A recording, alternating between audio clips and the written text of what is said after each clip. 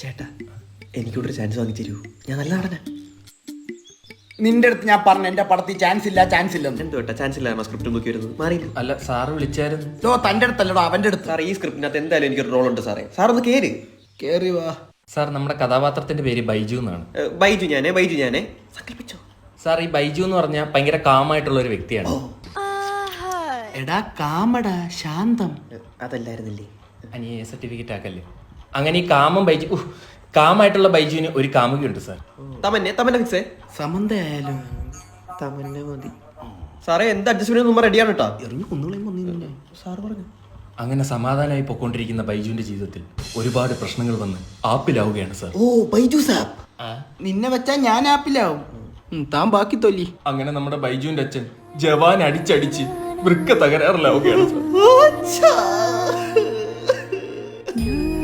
അങ്ങനെ വൃക്ക കിട്ടാണ്ടായപ്പോ സ്വന്തം കാമുകി പോലും അറിയാതെ അവളുടെ വൃക്ക എടുത്ത് അവൻ അച്ഛന് കൊടുക്കുകയാണ് സാർ.